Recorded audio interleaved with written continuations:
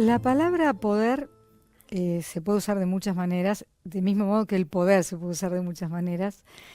Cuando alguien está fuera de eso, puede decir, si yo tuviera el poder, quienes detentan el poder, fantasías varias, ¿no? Cuando una persona llega a la función pública, tiene todo el poder que soñó que podía tener y en todo caso, ¿sirve?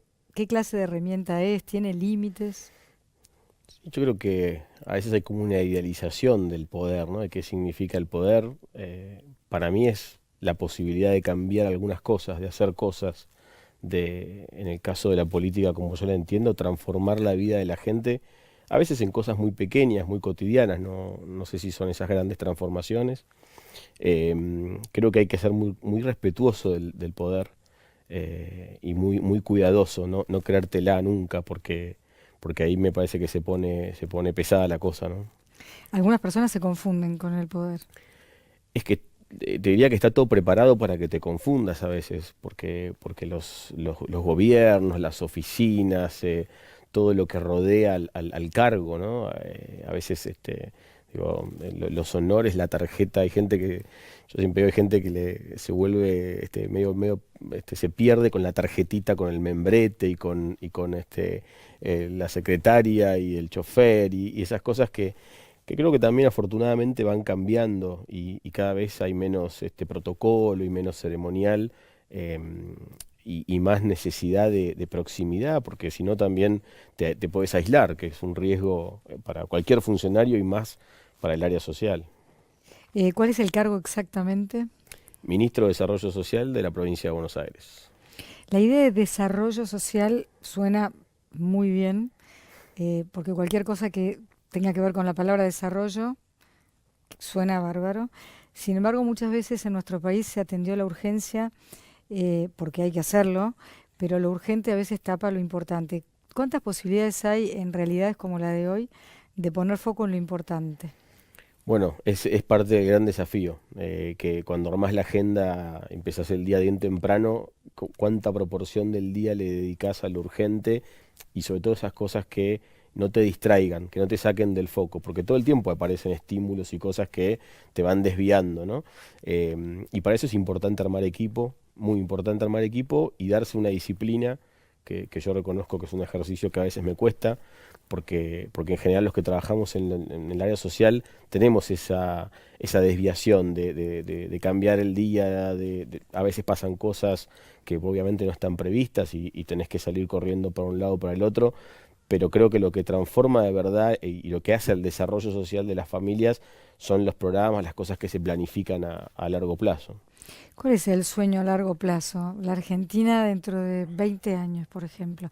Porque no se piensa así y sin embargo, si hace 20 años se hubiese pensado así, cuando las sociedades no plantan árboles cuya sombra no van a poder disfrutar, estamos en problemas. Sí, es muy difícil, es muy nuestro, lamentablemente, tal vez por nuestra historia, digo, me parece que creo que eso está cambiando. Creo que hay una mirada de mediano y largo plazo, hay programas a mediano y largo plazo. Esta idea de que digamos, de que lo que uno hace trascienda la gestión, no pensar en los 4 años del mandato de un legislador o de un funcionario o de un gobernador y pensar cosas para adelante, hacer cosas que puedan seguir en el tiempo, independientemente del nombre y apellido que esté ocupando ese lugar. Es difícil, pero creo que se está haciendo. Yo sueño con eso, con poder salir de romper ese círculo vicioso de la pobreza intergeneracional, digamos, ¿no? Esto de familias que ya repiten de generación en generación y que tengan posibilidad, que puedan salir por sus propios medios, ¿no? Con la ayuda del Estado, pero con el esfuerzo propio. Sé que hay algo que, bueno, yo lo escuché por primera vez de la boca de Bernardo Klicksberg, que sabe mucho sobre el tema. Sé que es algo de la sociología, ¿no? Pero que se llama accidente de nacimiento, que quiere decir dónde te tocó nacer y que eso puede ser determinante o no. Nuestro país tuvo épocas de mucha movilidad social. Ahora lo que acabo de escuchar me hace pensar que si no se revierte es como si fuera, si tu padre y tu abuelo nacieron en la pobreza, si no se hace algo, estás condenado a lo mismo. Y es que hay una condicionalidad muy fuerte. Digo, claramente cuando hablamos de igualdad de oportunidades, cuando hablamos de proyectos de vida, si vos no ayudás desde el Estado a equilibrar, a que todos larguen la carrera desde el mismo lugar, con la misma alimentación, con el mismo calzado, es muy difícil que esa carrera sea pareja realmente, ¿no? Y después los cambios culturales, porque obviamente ya hace tiempo que la pobreza no se mide más solamente por nivel de ingreso. Eso es interesante. Hasta hace un tiempo era un número la persona y era un número lo que lograba recibir en términos de dinero. Sin embargo, eso no alcanza. Hoy es multidimensional, porque digamos, obviamente que hay que tener un parámetro para medir y el INDEC y los que miden índices necesitan decir, bueno, esta familia, a partir de este número, de este monto de dinero que ingresa la familia, comienza la llamada línea de pobreza. Pero hoy hay otras condicionantes. Dos familias que reciben el mismo ingreso, pero que una tiene acceso al pavimento, a la educación, al transporte, que tiene un espacio público de calidad, claramente viven distinto. Y eso incide mucho en su desarrollo. Tal vez no sea la foto, pero sí incide mucho en la película. Ujú. Claro, el mismo número depende también de dónde caiga, se va a poder vivir de una manera o de otra. Si el hospital que te queda enfrente funciona, tu salud puede funcionar, y si no, no. Totalmente, el acceso, todavía estamos en la Argentina, lamentablemente, en una etapa muy, yo digo, muy primaria en términos, por ejemplo, de agua y saneamiento. Todavía es un desafío a pocos kilómetros del obelisco y estamos trabajando mucho en eso, en la extensión de la red de agua potable y la red de cloaca. Y eso incide en la salud pública, incide en cómo esos fondos te sirven de una manera distinta. Si tu chico se enferma todo el tiempo porque está al lado de un río contaminado y se la pasa en la guardia porque tiene enfermedades pulmonares o de la piel, eso claramente va a incidir en tu economía como familia, pero también en tu posibilidad de desarrollo, porque ese chico va a faltar más días a la escuela, porque probablemente tenga más problemas en el proceso de aprendizaje.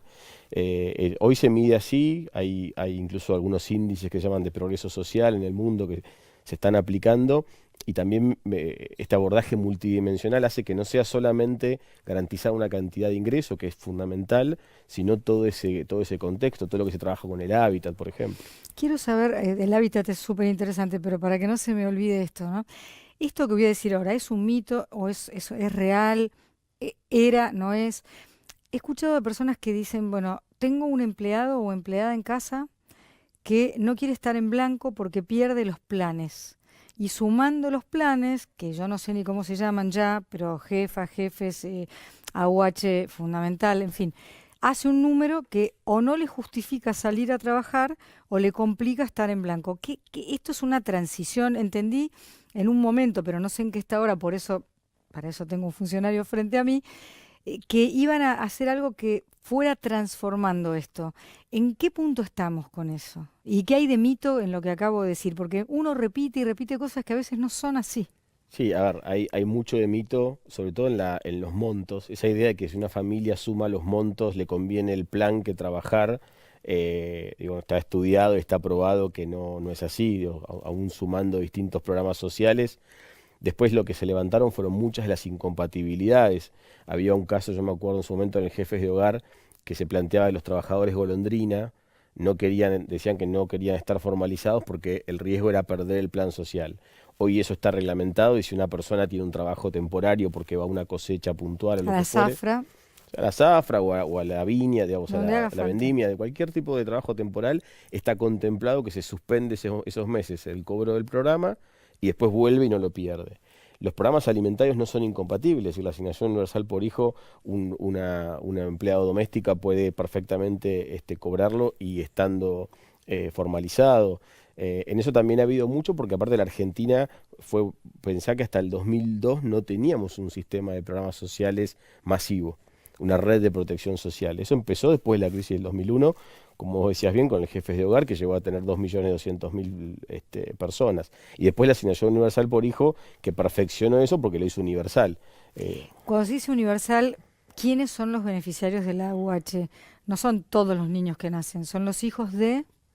No, la UH está destinada a los chicos, obviamente cobran las madres en la mayoría de los casos. Tengo entendido que tienen que presentar una libreta que certifique que se está educando ese chico, que está vacunado o vacunada, que hay una serie de condiciones para recibir el plan, Exactamente. que es la verdadera protección a ese niño, ¿no? Son lo que se llaman programas de transferencia condicionada, es decir, la transferencia de fondos va atada a, en este caso, dos prestaciones básicas, los controles de salud y la escolaridad. Hay un debate en algunos lugares del mundo respecto de la condicionalidad sí o no. La verdad es que en la Argentina funciona la mayor parte de los programas con condicionalidad. Y aparte eso tiene un impacto porque está estudiado también que mejora no solo los niveles de salud pública, sino también los niveles educativos. Hay algo que también se sabe, y perdón por la interrupción, que cuando los hijos se educan mejora la familia, porque en general estamos hablando muchas veces de padres que no han accedido a la educación. Bueno, es que es lo que yo planteaba recién muchas veces, y por eso hay muchos programas de apoyo contraturno, todo lo que tiene que ver con los apoyos escolares, mucho de lo que se hace en las redes de merenderos comunitarios y demás, tiene que ver con eso, porque a veces se analiza desde una mirada de un chico va a la escuela a la mañana, vuelve a la casa, tiene que hacer una tarea y necesita algún adulto, algún familiar, alguien que pueda sentarse con él a hacer esa tarea. Y si su familia no hay nadie que haya terminado, por ejemplo, la primaria o que te haya tenido una escolaridad un poco desarrollada, eso es muy difícil. Y ahí la verdad es que hay una red también importante que complementa todo eso y que permite que ese chico, nosotros tenemos números preocupantes en la Argentina, el 50% de los chicos no termina el secundario. Y hoy el secundario ya no es como era hace 40 o 50 años, hoy es casi diría, es de lo más elemental para el trabajo más elemental. Y después la discusión de qué es lo que está enseñando la escuela, que también es una discusión que estamos dando, porque evidentemente los trabajos que ya se vienen, ¿no? Digo, vinculados a la tecnología y demás, y tenés una escuela, a veces el ministro de Educación dice, hay escuelas del siglo XIX, docentes del siglo XX para alumnos del siglo XXI. Si no compatibilizás eso, lo que viene para adelante es muy difícil. Para redondear lo que yo dejé por la interrupción colgando, AUH, que es Asignación Universal Sí. por Hijo, los hijos de las personas que tienen trabajos informales, porque entiendo que el que tiene un trabajo formal Cobra el régimen de asignaciones familiares, claro. porque su empleador así lo hace. Exacto. Pero muchos chicos quedaban desprotegidos. Aquellos chicos que no están, digamos, la idea es que el sistema del ANSES, de la Seguridad Social, cubra a todos los chicos, niñas, niños, adolescentes, o sea, menores de 18 años, y los cubra o por empleo formal, porque cobrás la asignación familiar que te paga tu empleador, o la asignación universal por hijo. Había un segmento que quedaba fuera hasta el 2016, que eran los hijos de monotributistas, Claro, que no eran empleados en relación de dependencia, pero tampoco eran personas sin empleo. claro. Entonces esos hijos de monotributistas no entraban, eso representa casi 1 millón de chicos en la Argentina, y eso se incorporó a partir de 2016. ¿Y cuántos millones son en total? Y en total en todo el O país, aproximadamente, son ¿no? 3.9 millones de chicos. En la provincia de Buenos Aires tenemos 1,5 millones. Así que es claramente el programa de mayor amplitud de protección, y aparte es un programa que está bancarizado, que es de manera directa, sin intermediación de ningún tipo. Sin es que un nadie tema- te pueda amenazar con que no vas a cobrar esto si no haces tal o cual cosa. Sí Absolutamente. se reendio. Absolutamente, porque la única condición es la que charlábamos recién, que completes controles de salud y que los chicos estén escolarizados. En el caso de un hijo o hija con discapacidad no hay un límite de edad. Ahí no hay límite de edad, y después hay algunos adicionales que se pagan también, algunos son por zona, de acuerdo a la región del país, pero siempre la idea es esta, que sea directo, que no haya intermediación y que se tramite. Hoy la tecnología también ayuda mucho a eliminar eso, es decir, hoy la famosa planilla que por ahí se completaba hace varios años, hoy es un formulario online, hoy se puede hacer desde el teléfono, desde cualquier computadora. Creo que eso también ayudó mucho, y después hay toda una política que nos hemos dado de sacar las oficinas a la calle del Estado. ¿Eso es lo que se llama el Estado en tu barrio? Exactamente, Estado en tu barrio, de alguna manera lo que hace es poner en un mismo lugar, en el territorio, una cantidad de oficinas. Viste que hay algo muy, muy común, que era esta cosa de que te pateaban de una oficina a la otra, Ah, ¿no? Y alguien va a nos hacer un pasó a trámite. todos. Claro, y iba a hacer un trámite y le decían, no, tenés que traer la partida legalizada, tenés que ir a La Plata, tenés que ir allá. Bueno, La gente mayor se va a acordar igual que yo de un sketch que había en un programa llamado La Tuerca, donde había un trámite por un arbolito que un señor quería plantar, y cada vez que llegaba a la oficina de turno le faltaba un papel. Y entonces era el cuento del arbolito, ¿no? La burocracia demora la ayuda, y eso es criminal. sí, porque vos estás hablando de prestaciones esenciales, digo, no es un trámite administrativo común, sino que atrás de eso va, y aparte que son derechos que están vinculados. Muchos chicos no acceden a los programas sociales, y adultos tampoco, por ejemplo, porque no tienen documento nacional de identidad.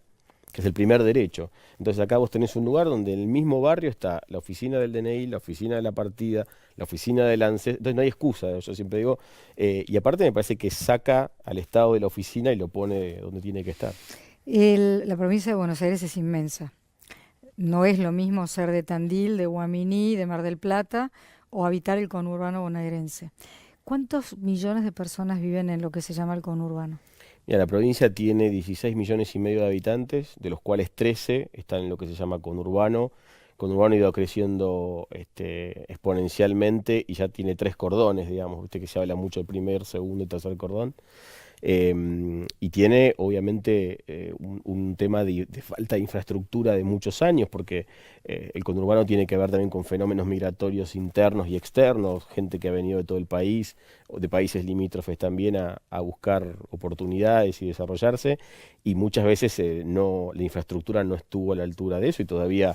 De hecho, hay mucha obra pendiente, muchas asignaturas pendientes, por esto que digo, porque es el mayor conglomerado urbano de la Argentina, uno de los más grandes de Latinoamérica. Hace muchísimos años se empezó a poblar Buenos Aires, a lo mejor más de la cuenta, porque la gente buscaba oportunidades, llegaba a Constitución, a Retiro y ahora también muchos de los países limítrofes buscando, bueno, una mejor calidad de vida. Hoy no parece que eso es lo que está pasando, sin embargo, siguen llegando personas, se están yendo. ¿Cómo se puede tentar a alguien para vivir mejor? Porque uno a veces dice, no aguanto más, la ciudad, son personas muchas que tienen que venir a la ciudad todos los días. Sentimos a veces que vivimos una especie de infierno y cuando tenemos la oportunidad de viajar por Argentina, que es un país diverso, maravilloso, despoblado por otra parte, uno dice, ¿por qué aquí no hay tanta gente? Sí, es complejo. Yo creo que ahí hay varias cosas. Primero, la Argentina yo creo que casi un siglo, un poco más, que no se da una política de población a fondo, ¿no? Digo, cuando se desarrolló el ferrocarril, el desarrollo de los pueblos del interior y todo eso fue de la mano de un modelo de país. Después no puede tener su opinión, su mirada, pero había una definición clara. Después creo que esta cosa que hablábamos recién de marchas y contramarchas y de pensar a corto plazo, de no planificar a largo plazo, generó eso. Todavía es cierto, el conurbano sigue siendo atractivo en términos de la búsqueda de oportunidades laborales. Hay muchas situaciones la otra vez veía el caso de todo el fenómeno alrededor de Vaca Muerta, ¿no? Cómo empezó también a generar una migración de distintos lugares de la Argentina y la localidad cabecera es un pueblo bastante chiquitito, que todavía no está del todo preparado y están en ese proceso, pero evidentemente tiene que ver con eso, con las posibilidades de desarrollo, y después lo que vos decís, a veces la calidad de vida, la gente pasa, por eso a veces hay obras que atrás de la obra de cemento, lo que le hace a la gente, ¿no? Cuando vos ves lo del Metrobús, yo lo pongo de ejemplo porque yo soy del conurbano, soy de San Martín, y cuando vos ves lo que cambió la Ruta 8, ese Metrobús, que uno lo ve y es una obra linda, pero que todo lo que hay atrás de eso, el tiempo que ahorras en viaje, bueno, tiene que ver con eso. Hay gente que pasa 3, 4 horas de su día viajando para trasladarse, y eso tiene que ver con que el conurbano, insisto, no fue planificado, se fue dando con el tiempo, y bueno, y por eso también insistimos tanto desde la provincia con el reclamo por el fondo del conurbano, ¿no? La pobreza es visible y a veces no. ¿Cuál es el concepto de la pobreza escondida? Sí, es complejo porque muchas veces esto que decíamos, ¿no? De la mirada multidimensional de la pobreza y a veces lo que pasa atrás de una fachada de una casa que uno ve que a primera vista podría parecer una casa común y corriente y que tiene todo lo que tiene que tener, y después hay situaciones, creo que cuando todo lo que tiene que ver con las cuestiones intrafamiliares, la violencia intrafamiliar, obviamente el tema droga, que es un tema que hay que ponerlo sobre la mesa porque es transversal a la sociedad, pero siempre todos estos fenómenos Siempre pega más fuerte donde la gente necesita robar para consumir, por ejemplo, para decir algo mal y pronto. es exacto, no, no, y aparte la capacidad de destrucción familiar que tiene es mucho Tremendo. mayor en una familia vulnerable que en una familia que tiene otro tipo no solo de recurso económico, sino de red de contención, porque a veces no es solamente la cuestión económica, sino tener ese respaldo. Muchas veces encontrás, sobre todo mujeres, digo, mamás solas con muchos chicos, que no tienen a quién recurrir, no tienen una hermana, no tienen una mamá, y eso también hace a la pobreza estructural, ¿no? Hay un porcentaje altísimo de chicos que jamás leyeron un libro, por ejemplo. Eso duele también, ¿no? Porque la palabra a veces reemplaza la trompada, ¿no? Cuando una persona puede pensarse, a veces nos quejamos y nos quejamos y decimos, bueno, pará, estoy pudiendo pensar mi vida, planificar alguna cosa, por más que no esté todo como yo quiero que esté, y que haya tantos chicos argentinos que a lo mejor nunca escucharon un cuento de alguien más grande dentro de la familia, ¿no? Porque así como acabamos de hablar de la violencia intrafamiliar, que es espeluznante, los abusos intrafamiliares también, a veces hay una abuela que salva una vida porque contó un cuento, ¿no? La tradición oral, pero también si hay un libro, unas imágenes para poder volar, para poder imaginar. Sí, vos es que nosotros fomentamos mucho lo que es poder ver que hay otra cosa. En esto de la tradición oral que vos decís, hay un programa que está muy bueno, a mí por lo menos me gusta mucho, que tiene que ver con los abuelos cuentacuentos. Y muchas veces lo que hicimos es la experiencia de unir chicos de un hogar, chicos que están por una cuestión judicial en un hogar, con abuelos que están en un hogar de adultos mayores, que también tienen una situación de vulnerabilidad. Y cuando vos reunís esos dos extremos de la vida, si se quiere, lo que pasa es muy potente, porque está esa necesidad, y por más que la tecnología hoy parece que todo lo abruma, siempre Es irreemplazable la hojear el falda del libro, abuelo, el escuchar. papel. Em, Duelen los números muchísimo y duele más todavía que sean números y no nombres, pero no podemos nombrar a tantas personas si hay millones viviendo en el conurbano y hay, no sé, yo no sé el número el porcentaje, pero es un porcentaje que duele e incluso avergüenza, ¿no? Eh, Abruma a quien está ocupando un cargo como este de desarrollo social enfrentarse a una realidad tan dura. O sea, ¿cómo se puede soñar con revertir un número de pobres tan abrumador? Mira, es un desafío, y muchas veces con el equipo a veces hacemos un poco de catarsis o de planificación, o las dos cosas, y yo siempre digo, hay que ponerse metas claras y que no se te caiga el mapa de la provincia en la cabeza, porque en la provincia todos los números son grandes, las distancias son largas, los tamaños de los municipios, la envergadura de los problemas, pero cuando vos te empezás a poner, incluso en muchas cosas, el Estado en tu barrio empezó como una prueba piloto. Lo hicimos en Lanús, me acuerdo, en un barrio que se llama Villa Zapito, y fue la primera experiencia a ver qué pasaba con eso. Y después escaló al punto de que pasaron más de 3,5 millones de personas por ahí. Y se fue mejorando y demás, pero digo, empezamos con esa pequeña porción, digamos, de modificar ese metro cuadrado. Y a veces hay que planteárselo así, porque si no, obviamente, como vos decís, los números abruman, y más sabiendo que atrás de esos números no son indicadores, son personas, familia de carne y hueso, adultos, chicos. Ujú. La clase media, media alta, de la clase alta no sé, tiene muchos prejuicios y a veces hasta bronca, porque siente, a veces, ¿no? Escucho, que mantiene a estos vagos. ¿Qué le dirías a una persona que repite hasta el cansancio, estoy harta, porque además igual cortan la calle, igual cortan la ruta, igual protestan y los estoy manteniendo? Sí, es complejo. Yo creo, primero, partir de esta idea de que estamos todos en este barco, ¿no? Entender que somos todos parte, y que es muy difícil que una sociedad se desarrolle plenamente si tiene su 30% de sus miembros en la pobreza. Después, que también, un poco lo que hablábamos antes de estos mitos respecto a los programas sociales, la verdad que los que cortan la calle, o los que generan este tipo de situaciones son minoría. Hablábamos de la asignación universal por hijo. Vos no tenés 4 millones de personas en la calle reclamando. Y después creo que tiene que ver con una cuestión de equidad, porque digo, La equidad es más interesante como palabra que la igualdad. sí, absolutamente. Creo que era Aristóteles decía la equidad es la dichosa rectificación de la justicia. Es la justicia, pero un poco pasada por una especie de filtro más misericordioso, si se quiere. Y aparte creo que es muy difícil realizarse si uno tiene la suerte y hizo el esfuerzo y trabajó y estudió y le va bien en términos económicos.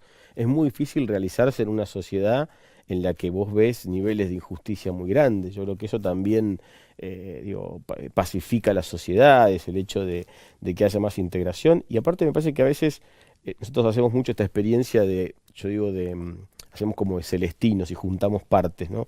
Y que alguien que no está metido en el tema social pueda ir un día y conocer lo que pasa en José Cepaz, en una ONG que hace unos chocolates riquísimos, o que vaya a Sonrisas a Esteban Echeverría. Tengo una amiga que está haciendo la diferencia en Villa Palito, por ejemplo, y pisó ese lugar una vez y no pudo dejar de ir.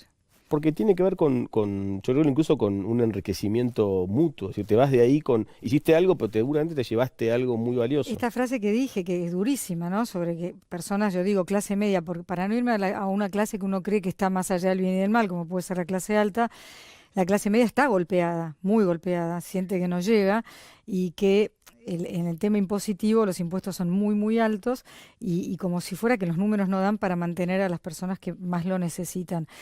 ¿Se revertirán estos números? ¿Se podrá pensar también en devolverle a la gente la dignidad que nos da a todos nosotros trabajar por lo que recibimos?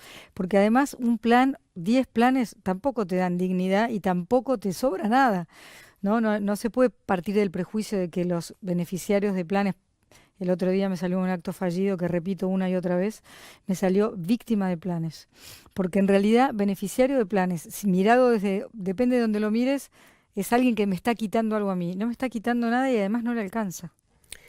No, y aparte la verdad es que cuando uno habla con las personas que reciben programas sociales, la gran mayoría plantea esto de la dignidad del trabajo, de ganárselo. Sí, incluso el que no vio trabajar a su padre ni a su abuelo. Bueno, es que ahí está el rol nuestro como Estado. Digo, me parece que poder instalar, poder generar es complejo, es muy despacio, es muy a mediano y largo plazo, pero regenerar la cultura del trabajo y sobre todo la posibilidad porque aparte pasa con ejemplos chiquititos, pero esta valoración que hace la gente cuando realmente consigue lo que tiene con esfuerzo, la manera en que lo cuida, pero obviamente que hay que transmitirlo de generación en generación. Y también que tu hijo no tenga ganas de ser tranza, porque el tranza gana más que yo que tengo un trabajo honesto. Bueno, ese es un tema complejo en los barrios. También tiene que ver con los proyectos de vida. Cuando vos ves el soldadito o el tranza, en general no tiene un proyecto de vida ni a mediano ni a largo plazo. Vive al día y sabe que tiene un riesgo de terminar preso o muerto, Muerto. porque en general lo convive con esa violencia, pero tampoco tiene que ver con la valoración que haces vos de cada uno de sí mismo, porque en definitiva cuando alguien tiene autoestima alta y se quiere y se valora y cree que hay un proyecto para él, no se juega la vida Su por... vida empieza a tener un valor y la del prójimo también. Porque cuando alguien mata, cuando es muy chico, que lo vemos todo el tiempo, es porque ya está jugado. Si su vida no tiene valor, ¿por qué va a tener valor la mía? Es que esa es la valoración. Nosotros, entre las cosas que tengo a cargo, tengo el sistema penal juvenil de la provincia, los institutos de menores, como se llamaban antes. Y cuando vos hablás con muchos de esos casos de chicos, porque muchos son chicos realmente, lo que encontrás, lo que palpás, lo que te transmiten es eso, que empieza por una falta de valoración de la propia vida. Entonces es muy difícil que valores la vida del otro si no empezás por vos, ¿no? ¿Cómo completarías esta oración?